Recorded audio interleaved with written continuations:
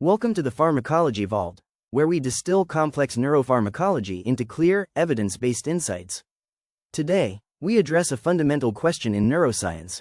Why does the delicate balance between excitation and inhibition in the brain sometimes collapse, leading to epilepsy?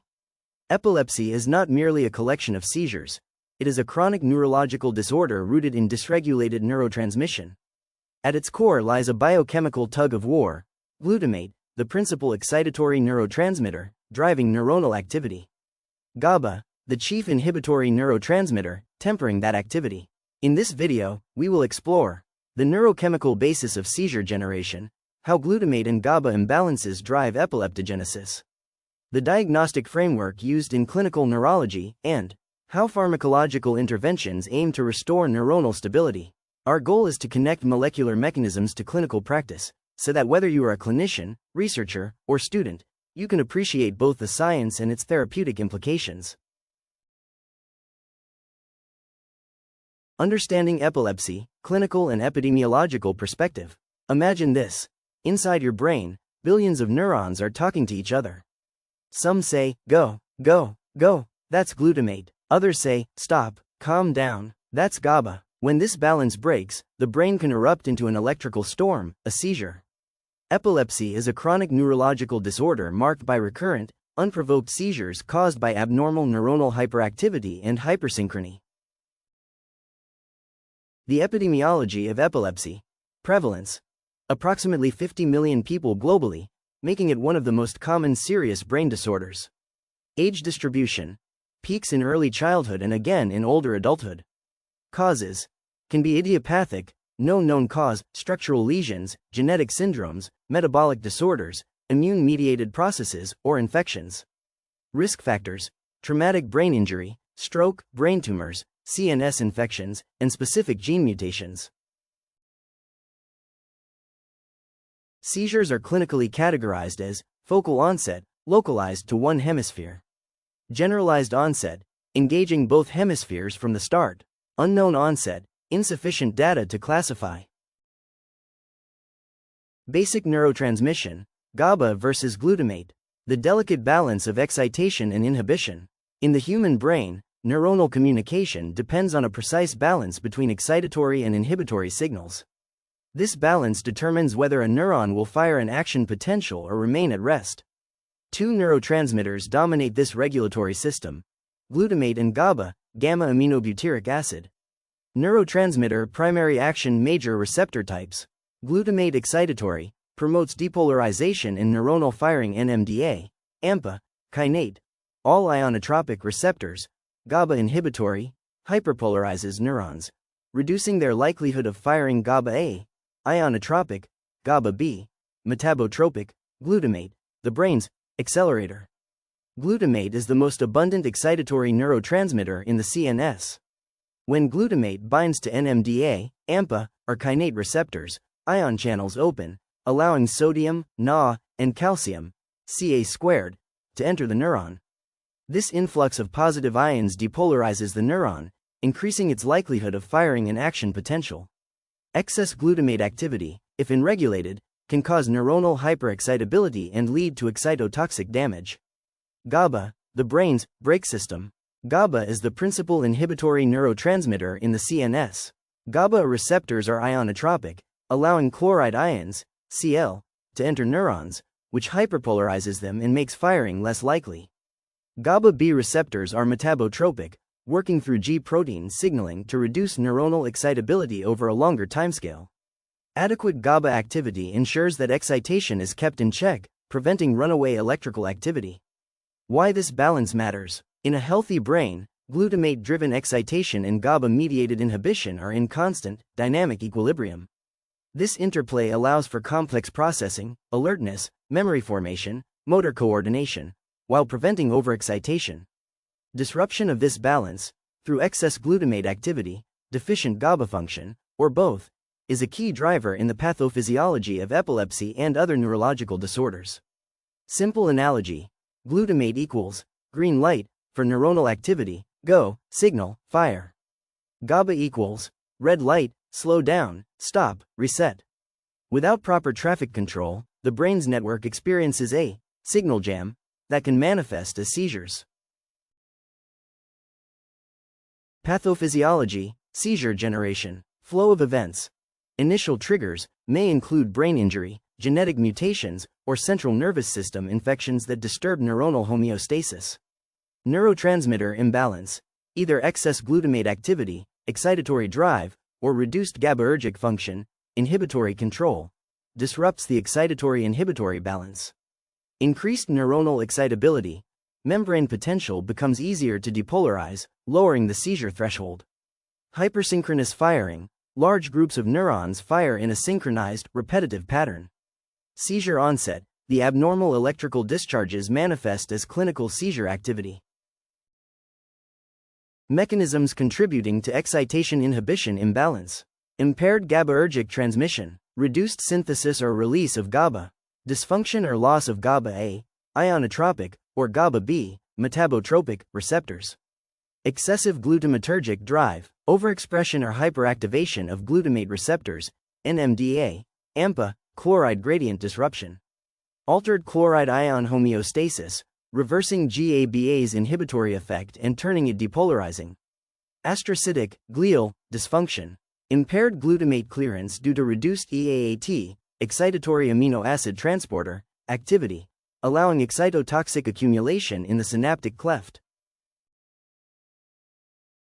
Excitotoxicity refers to neuronal injury and death caused by excessive stimulation of excitatory neurotransmitter receptors, primarily glutamate receptors. This process is a major contributor to neuronal loss in various neurological conditions, including epilepsy. Key pathophysiological events: glutamate overactivity. When glutamate levels in the synaptic cleft remain abnormally high, excitatory signaling is prolonged. Role in epileptogenesis: acute phase. Sustained excitatory drive lowers the seizure threshold. Chronic phase. Neuronal loss and synaptic remodeling promote recurrent seizures. Progressive neurodegeneration contributes to long-term cognitive and functional decline in epilepsy patients. This can occur due to excessive release, impaired reuptake by glial EAAT transporters, or receptor overexpression. NMDA receptor overactivation, central mechanism. NMDA receptors are highly permeable to Ca² ions. Overstimulation causes massive Ca² influx into neurons. Excessive intracellular Ca² triggers toxic cascades, activation of calcium-dependent enzymes, proteases, lipases, endonucleases, that damage cell structures. Generation of reactive oxygen species, ROS, leading to oxidative stress. Mitochondrial dysfunction, reducing ATP production and releasing pro-apoptotic factors. Final outcome: neuronal swelling, membrane damage, and cell death, necrosis or apoptosis. Let's look at the 4 major ways GABAergic function can be compromised in epilepsy. Down-pointing arrow GABA synthesis. First, the brain might produce less GABA. This often happens due to loss or dysfunction of an enzyme called glutamic acid decarboxylase, which is essential for making GABA from glutamate. Down-pointing arrow GABA release. Even if GABA is produced, the presynaptic neuron may fail to release it effectively. This can be due to problems in the vesicles that store and secrete GABA at the synapse. Down-pointing arrow GABA receptor function. Sometimes, the problem lies at the receiving end. GABA receptors on postsynaptic neurons may be down-regulated or become desensitized, reducing their ability to respond to GABA's inhibitory signals. Cl transport abnormalities. Lastly, inhibition depends on chloride ion flow. If the transporters NKCC1 and KCC2 are imbalanced, chloride gradients get disrupted, and instead of calming the neuron, GABA may fail to inhibit or even paradoxically excite it. When GABAergic neurons can't suppress excessive activity, whether due to reduced synthesis, impaired release, receptor malfunction, or ionic imbalance, the result is disinhibition. And in the brain, disinhibition opens the door for uncontrolled electrical activity, setting the stage for seizures. Now let's dive into a crucial neurochemical comparison: glutamate versus GABA. First, let's talk about function. Glutamate is the brain's primary excitatory neurotransmitter. Think of it as pressing the accelerator pedal on neuronal communication. In contrast, GABA, or gamma-aminobutyric acid, is the chief inhibitory neurotransmitter. It's the brake system, ensuring neurons don't fire uncontrollably. Second, how they're made. Glutamate is synthesized from glutamine through the action of glutaminase. GABA, on the other hand, is produced directly from glutamate via the enzyme glutamic acid decarboxylase, or GAD. A perfect example of how the brain uses one chemical to make another with opposite function. Third, their receptors. Glutamate signals mainly through NMDA, AMPA, and kainate receptors, each contributing to different aspects of excitatory transmission. GABA works through two main receptor systems, GABAA receptors, which are chloride ion channels that cause rapid inhibition, and GABA-B receptors, which are G-protein coupled and mediate slower, prolonged inhibitory effects. Fourth, their role in seizures. Excess glutamate activity can promote seizure propagation, acting like over-revving an engine until it overheats. In contrast, GABA suppresses seizure activity by restoring inhibitory control, like applying the brakes to prevent runaway firing. Finally, therapeutic targeting. When glutamate overactivity is part of the problem, we may use NMDA or AMPA receptor antagonists to dampen excitatory drive. When GABAergic inhibition is deficient, GABA agonists or enhancers are used to strengthen the brain's natural braking system. So, in essence, glutamate fuels the fire, while GABA keeps it contained. And the delicate balance between these two is at the core of both normal brain function and disorders like epilepsy.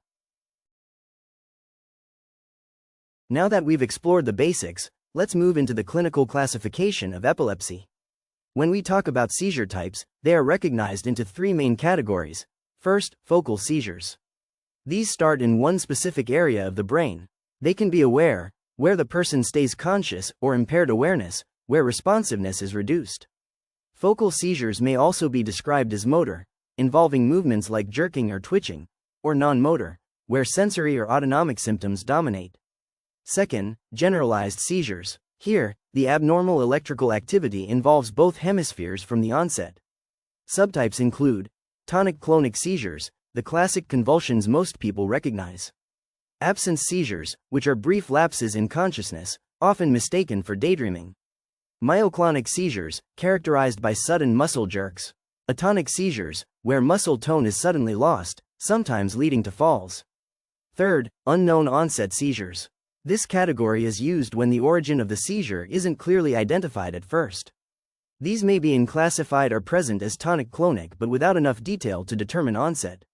Now, beyond seizure types, epilepsy can also be grouped into specific epilepsy syndromes, which combine characteristic seizure patterns, EEG findings, and age of onset.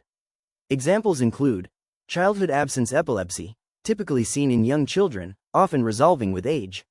Lennox-Gastaut syndrome, a severe childhood epilepsy with multiple seizure types and cognitive impairment.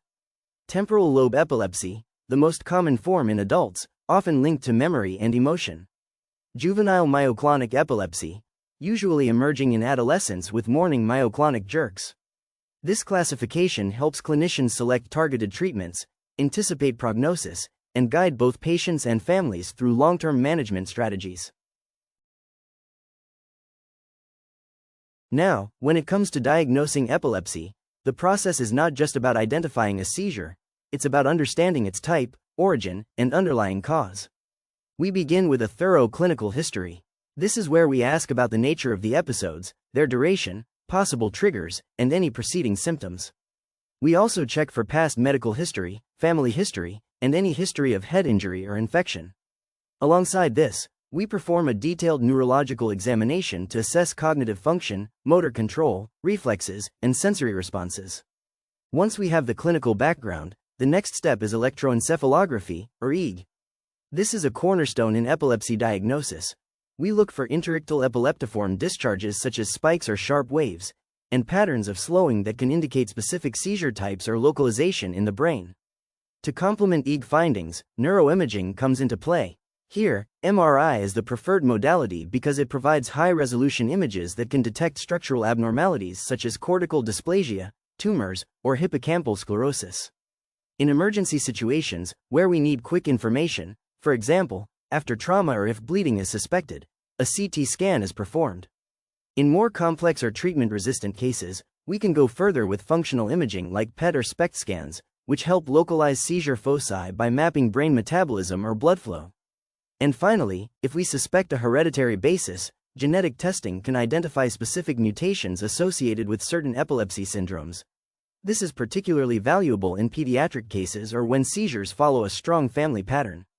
So, in short, the diagnostic pathway follows a logical sequence, starting with history and examination, moving to EEG, then to imaging, and finally, advanced tools like functional scans and genetic testing, each step narrowing down the possible causes and guiding us towards the most effective management plan.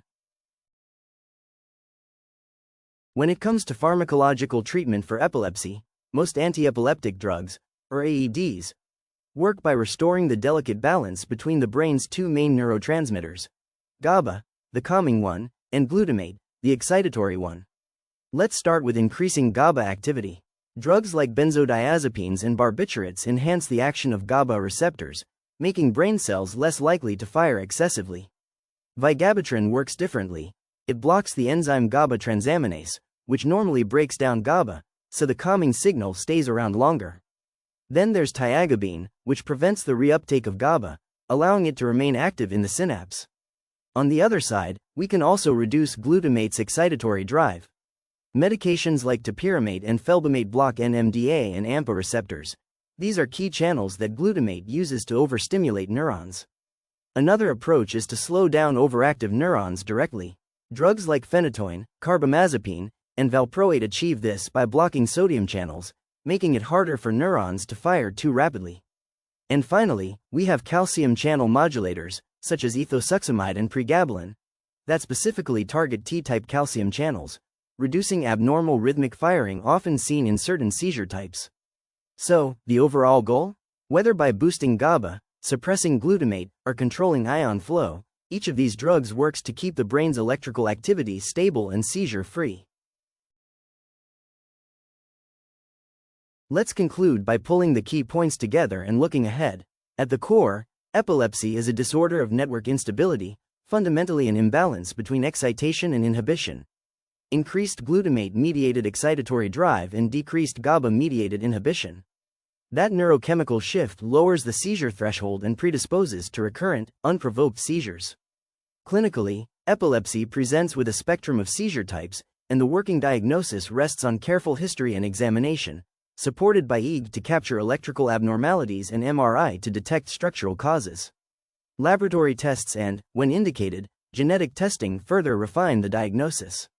Therapeutically, our first-line approach is pharmacological. Anti-seizure medications that either enhance GABAergic inhibition, attenuate glutamatergic excitation, or stabilize ion channels to reduce neuronal firing. But management is broader than drugs. Drug-resistant epilepsy, defined when adequate trials of two tolerated, appropriately chosen anti-seizure medications fail, requires alternative strategies. Surgical options, for focal, resectable epileptogenic lesions, can be curative for select patients. Focal resection, lesionectomy, temporal lobectomy, and corpus callosotomy for drop attacks. Neurostimulation includes vagus nerve stimulation, VNS, deep brain stimulation, DBS, and responsive, closed-loop neurostimulation, ARNS. The latter detects abnormal activity and delivers stimulation in real time. Dietary and metabolic therapies, notably the ketogenic diet and modified Atkins, remain effective, especially in pediatric and certain genetic epilepsies. Immunotherapies and anti-inflammatory approaches are emerging for immune-mediated epilepsies. Throughout care we consider comorbidities, quality of life, cognitive impact, and social support. These are central to long-term outcomes. Looking to the future, clinical and translational research is pushing us toward precision, mechanism-based treatments, gene-targeted therapies for monogenic epilepsies, replacing or silencing disease genes, or correcting pathogenic variants. Subunit-selective GABA receptor drugs, for example, agents targeting alpha-2, alpha-3 subunits, that aim to improve efficacy while reducing sedative side effects. mTOR pathway inhibitors for epilepsy associated with tuberous sclerosis complex, where the pathway directly contributes to epileptogenesis. Closed-loop neurotechnologies, improved RNS and implantable devices that detect and abort seizures before clinical onset. Optogenetics and chemogenetics, experimental tools to control defined neuronal populations with high specificity. Microbiome and neuroinflammation research, exploring how gut flora and inflammatory states influence excitability and seizure threshold. Biomarkers and multimodal diagnostics, EEG signatures, imaging markers, and molecular biomarkers that predict treatment response and disease progression. Personalized medicine frameworks, integrating genetics, electrophysiology, imaging, and clinical phenotype to select the best therapy for an individual patient. The overarching aim is to move from symptom control to disease modification and, where possible, prevention. That means catching epileptogenic mechanisms early, tailoring interventions to mechanism, and minimizing cognitive and psychosocial burden. And that wraps up our deep dive into epilepsy, from the core imbalance of glutamate and GABA to cutting-edge future treatments. If you found this video helpful and want to keep exploring the fascinating world of pharmacology, don't forget to hit that like button, subscribe, and turn on the notification bell so you never miss an update. Your support helps us bring you more high-yield, exam-focused, and clinically relevant content. Until next time, keep learning, stay curious, and let's unlock the vault of medical knowledge together.